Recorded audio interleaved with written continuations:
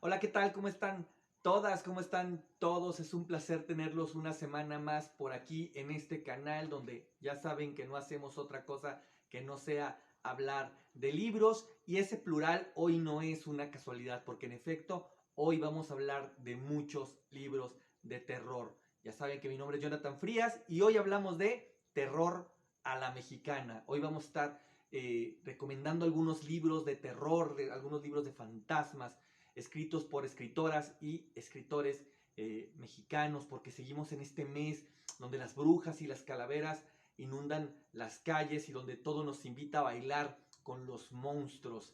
Y es precisamente ahí donde vamos a comenzar este rápido recorrido por algunos de esos libros maravillosos. Y precisamente comenzamos con El Vals de los Monstruos de Lola Ancira, esta escritora jovencísima, nacida en la ciudad de Querétaro en 1987 y que en su corta carrera como escritora tiene ya dos libros. Uno es El Vals de los Monstruos y el otro es Tristes Sombras, que recién lo acaba de publicar este año, por ahí del mes de abril, mayo, salió a la venta. Y ella es una escritora que coquetea mucho con lo fantástico, coquetea mucho con lo perturbador. Este libro, El Vals de los Monstruos, los dos libros son libros de relatos, pero en este libro, en El Vals de los Monstruos, Lola coquetea mucho con lo fantástico, coquetea mucho con el terror clásico. Es una escritora que no tiene miedo a mostrar sus lecturas. Le gusta mucho, por supuesto, el terror muy en la estructura del canon que conocemos, del cuento del siglo XIX, donde los espacios van a determinar un poco el carácter, el ambiente, la temperatura, donde le gusta que las historias vayan creciendo un poco como bruma desde abajo y que vayan subiendo y que vayan inundando, que lo vayan inundando. Todo le gusta mucho, sobre todo inquietar al lector un poco desde las esquinas, desde las sombras, desde donde no, desde donde el lector no se lo espera. A mí, yo cuando la descubrí con El Vals de los Monstruos, confieso que fue un libro que en una primera lectura no me atrapó tanto, pero me dejó el suficiente buen sabor de boca como para que volviera a él. Y en una segunda lectura sí que lo disfruté, sí que pude entrar en contacto con sus personajes, sí que pude entrar en contacto con el universo que nos está planteando Lola Ancira. Además que creo que sí ayuda, porque no creo que sea una casualidad, escucharlo, bueno, leerlo, mientras uno escucha el disco del Vals de los Monstruos de Jan Tiersen. Digo, no sé si lo escribió un poco, si el título lo escogió teniendo que ver con ese disco de Jan Tiersen, pero en todo caso se disfruta mucho leyéndolo. Y en este nuevo libro, En Tristes Sombras, Lola Ancira da un paso adelante, pero también un paso al costado. Abandona el mundo de lo fantástico por empezar a entrar en el mundo de lo verdaderamente perturbador. Es un libro que desde que uno lo abre y se da cuenta que está dividido en dos partes, cada parte con 6 cuentos. La primera parte se llama La Castañeda y la segunda parte se llama Lecumberri. Todos los que vivimos en México sabemos con esos puros nombres los horrores que hay detrás del manicomio de la Castañeda y de la cárcel de Lecumberri. Entonces, en este nuevo libro, Lola Ancira nos va a invitar a entrar en el corazón de los secretos más perturbadores de México, de esa parte de la historia negra de nuestro país. Por un lado, por la historia psiquiátrica de nuestro país, todos los horrores que se sabe que ocurrieron en, en la Castañeda, y por el otro lado todos los abusos y toda esta forma tan deshumanizada en la que contenían a las personas en Lecumberri. De verdad, dos libros que no se pueden perder, El Vals de los Monstruos y Tristes Sombras de Lola Ancira. Seguimos con las escritoras jovencísimas y aquí vamos a entrarle a una de mis favoritas, que es Atenea Cruz con Ecos. Ahora, además, que acaba de reeditar la novela, porque esta novela se había agotado desde hace algunos años, cuando salió, la agotó muy pronto, no se había reeditado, y ahora ella misma está haciendo promoción porque la volvieron a imprimir y la está presentando nuevamente, y es una novela verdaderamente perturbadora. Esencialmente, es una novela de fantasmas, pero la capacidad técnica que tiene Atenea Cruz para contarnos esta historia polifónica donde un hombre está condenado a repetir una escena a lo largo de varias noches, donde hay mujeres que huelen con la misma intensidad a melancolía y a rencor, que el pasado no se va, que el pasado permanece dentro de las casas como, ¿cómo decirlo? Como ese olor a quemado que nunca desaparece, que siempre está ahí, que uno puede percibir aún después de muchísimos años, después de que haya ocurrido el incendio. Eso es lo que habita la novela, esta novela maravillosa, Ecos, de Atenea Cruz, una novela que de verdad no se pueden perder, una novela que además está contada técnicamente con pequeños saltos en el tiempo hacia atrás. Uno va descubriendo la historia, se nos presenta de inmediato, cuando uno arranca la lectura, se nos presenta de inmediato con una conclusión, y ahí hay una cosa verdaderamente extraordinaria, porque Atenea Cruz no tiene miedo a mostrarnos los desenlaces, porque su juego es otro. Su juego es empezar a incitar al lector a que vaya descubriendo cómo es que se llegó a esos lugares, con esos pequeños saltos hacia atrás, donde va a explorar eso, los rencores, la melancolía, la incapacidad del olvido, la incapacidad que tenemos de dejar, de soltar, de abandonar. De verdad, una novela maravillosa, además una novela súper breve, que nadie se puede perder. Ecos de Atenea Cruz. Para seguir con las recomendaciones, entrando en el terreno del cuento, que es el terreno que a mí más me gusta, creo que es donde el terror se desenvuelve de mejor manera. Hay dos libros de una de mis escritoras de terror favoritas mexicanas, que es Viviana Camacho. Aquí tenemos La Sonámbula, pero sobre todo Jaulas Vacías, que es su último libro de cuentos de terror. Y ¿Cómo empezar a hablar de Viviana Camacho? Que insisto, es una de mis escritoras favoritas. A Viviana Camacho, su terreno es dejar en silencio al lector después de cada cuento. Yo con sus libros no puedo avanzar rápido. Es una escritora tan potente y tan contundente. Las escenas domésticas son las que más le gustan para provocar el espanto y el horror, el desconocimiento desde ahí, desde el lado más vulnerable que tienen las personas, que tenemos las personas, que es en nuestra cotidianidad de la casa, el horror de las familias, esos nidos de alacranes que decía Octavio Paz. Los cuentos de Viviana Camacho se mueven, ella, mejor dicho, se mueve con la misma comodidad en el terreno de lo fantástico que en el terreno de lo real. Ella va circundando un poco el terror, nunca le entra de manera directa, siempre está como agazapada, esperando el momento indicado para saltar, para atacarnos, para cazarnos. Es una escritora de una imaginación increíble, de una capacidad prosística deslumbrante, de un ritmo verdaderamente deslumbrante. Es una escritora que uno no puede dejar de leerla, apenas uno entra en sus textos y no los podemos abandonar. Estoy pensando en un libro que no tengo en este momento aquí porque se lo presté a mi hermana y espero que aún lo tenga, que es su novela Lobo, donde hay unas brujas y una historiadora, y tiene que ver con el pasado de un pueblo y con ciertas costumbres de los habitantes. De verdad, Viviana Camacho es una escritora que nadie puede dejar de leer. Aquí hay dos muy buenas opciones, sus cuentos de La Sonámbula y sus cuentos de Jaulas Vacías. Para seguir con este maratón de libros, quiero hablar un poquito de la, hasta ahora, tetralogía que está construyendo Bernardo Esquinca, lo que conocemos como la saga Casasola, que hasta donde entiendo ya se está escribiendo el quinto volumen. Esta saga, que hay que hablar, o sea, quise pensar en uno solo de los libros, pero es que la verdad es que todos me gustan mucho.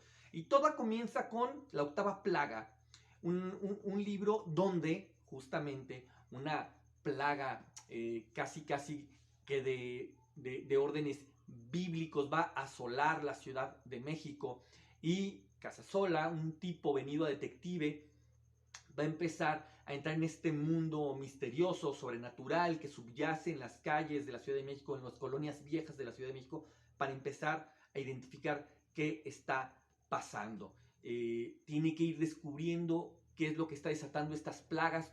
El renuente, como buen detective, escéptico a las explicaciones sobrenaturales, trata de siempre encontrar el lado lógico. Hay que decir que Bernardo Esquinca es un gran lector, pero un gran lector de Edgar Allan Poe. Entonces adopta de él todo este estilo detectivesco para ir descubriendo y para ir introduciéndose en lo misterioso. Después de la octava plaga siguió Toda la sangre, que es una novela que tiene que ver con rituales prehispánicos, con sacrificios, con dioses que están ahí ocultos entre las piedras. Todos sabemos que en la Ciudad de México uno mete pala y pico y sale alguna pieza arqueológica, pero aquí no solo son las piedras lo que se está sacando, sino son los mismos dioses y con ellos quizá los mismos demonios. De ahí se da paso a Carne de Ataúd, que en términos lineales de la saga es un libro que da un salto bastante prolongado hacia el pasado, hacia el abuelo de Casasola, donde van a tratar de descubrir a dos manos, quizá esta sea mi favorita de las 4 hasta ahora, va a tratar de descubrir a dos manos un par de cosas. En la primera nos va a ir contando la historia del chalequero, que es uno de los asesinos seriales más famosos de nuestro pasado, un asesino que, al igual que Jack el Destripador y casi al mismo tiempo, estaban asesinando prostitutas, también las degollaba y hay unas cosas muy perturbadoras, entonces hay que ir cazando a este personaje, mientras que por la otra mano hay una especie de golem, hay una especie de figura monstruosa que está apareciendo y que está asolando, entonces uno nunca sabe realmente si el responsable de todo esto es el chalequero o esta figura monstruosa o ambos, o cómo es que el destino de estas figuras se va a colisionar para generar una historia detectivesca verdaderamente apasionante. Y hasta ahora da paso a Inframundo, que es una historia que ya tiene que ver también, evidentemente, con no solo con el subsuelo de la Ciudad de México, sino con el pasado, aquí sí ya español de la Ciudad de México, a partir de ciertas figuras que van encontrando en las excavaciones, todo lo que venía pasando en Toda la sangre, van a empezar a encontrar ecos entre el mundo hispánico y el mundo moderno de México. Va a haber una bruja ahí muy potente metida en toda esta historia, de tal suerte que Casasola va a quedar verdaderamente indefenso y verdaderamente vulnerable ante todo lo que pueda pasar en esta saga maravillosa. Y sí, en efecto, sin que esto sea un spoiler, deja una puerta abierta de manera magistral, que ya anunciaba justamente esa quinta parte que todos los lectores de Bernardo Esquinca ya estamos esperando, así que ojalá y no tarde tanto en llegar. También quiero recomendarles otro par de libros de uno de los escritores de la literatura fantástica y de la literatura de terror más respetados en México y quizá en el continente. Y es Alberto Chimal. Y de él me jalé un par de libros, La Torre y el Jardín y Los Atacantes. La Torre y el Jardín, es una novela verdaderamente espeluznante, que toda sucede dentro de un edificio que es acaso el lugar más horrible del mundo. Es un edificio que, en el que todo se mueve, en el que los espacios están cambiando no solo de lugar, sino de forma, de tiempo, de ambiente. Es un lugar, una novela detectivesca, policíaca, sí, donde un par de personajes van a entrar en este edificio buscando algo en específico y se van a ir encontrando en este laberinto de pesadillas, que van a estar brincando, van a tomar un elevador y ese elevador los puede llevar a cualquier tiempo, a cualquier lugar, a salas donde lo mismo pueden ser espacios de absoluto dolor como espacios de absoluto placer, de un placer verdaderamente perturbador, mórbido, eh, pero también puede ser un lugar de sueños, un lugar de placer, lo mismo que las pesadillas. Es una historia que nos sacude de un lado a otro. Es una historia donde uno realmente, como lector, entra en ella junto con los personajes y al mismo tiempo que los personajes empiezan a sucumbir al horror de saber que existe una tremenda posibilidad de nunca salir de ahí, nosotros como lectores estamos experimentando eso, la desesperación por querer ya salir, por querer abandonar ese espacio, por querer salvar la vida, pero al mismo tiempo está la curiosidad de querer saber por fin qué maldita sea es lo que hay detrás de todas esas puertas. La Torre y el Jardín es una de esas novelas de verdad que cualquier amante de la literatura de imaginación, como la llama Alberto Chimal, no se puede perder. Mientras que Los Atacantes es una colección de cuentos, de 7 cuentos, donde Alberto Chimal hace una gala de todas sus herramientas estratégicas para generarnos terror, para generarnos espanto. En esta colección de cuentos, por ejemplo, nos vamos a encontrar algunos de ellos donde la tecnología es la que nos va a generar ese espanto. Todos los que sean amantes de esta serie, de series como Black Mirror, entenderán perfectamente a qué me refiero. Pero no solo está ese tipo de terror, está el terror fantástico más tradicional, digamos, el terror de fantasmas, pero también está el otro terror realista, brutal, que nos produce la cotidianidad. Vamos a ver personajes acosadores, por ejemplo. Esa capacidad que tiene Alberto Chimal para narrar desde las sombras, para hacernos sentir inseguros, desde lo no dicho, creo que llega a su punto más magistral justamente en este libro de Los Atacantes. Y para cerrar, invitar a leer un cuento, una novelita corta, un cuento largo, muy clásico de nuestra literatura, pero al mismo tiempo muy desconocido. Y ese texto es Cumpleaños, de Carlos Fuentes. De Carlos Fuentes lo más lógico sería pensar en Aura, por ejemplo, ¿no? Pero a mí me gusta más Cumpleaños. Es una novela donde vuelve justamente a los mismos temas que había tratado en Aura. Es un hombre que llega a una vieja casona, sin exterior, sin números exteriores, un poco como sucede en Aura. Y este hombre llega a esta casa que está habitada por una mujer y por un niño, pero solo el niño puede verlo. Entonces descubrimos que este hombre es un fantasma. Pero no muy tarde vamos a empezar a descubrir que posiblemente este niño sea un eco del pasado de este hombre. De tal suerte que esta mujer, que es una bruja, va a empezar a mover algunos hilos y va a empezar a provocar una serie de sensaciones muy extrañas. Por un lado, este hombre viejo empieza a rejuvenecer mientras el niño empieza a envejecer para que lleguen en un momento dado al mismo punto, donde tienen la misma edad, donde son un espejo el uno del otro, y a partir de ahí va a haber una comunión muy interesante. De fondo hay una historia de amor también, como en Aura. Hay una historia de amor no correspondido, de un amor que se tiene que perpetrar, porque hasta que no se cumpla, no puede desaparecer. Es una novela verdaderamente magistral donde Carlos Fuentes utiliza distintos puntos de vista para contarla. Hay que tener la mente muy abierta a la hora de entrar a esta historia porque hay distintas lógicas.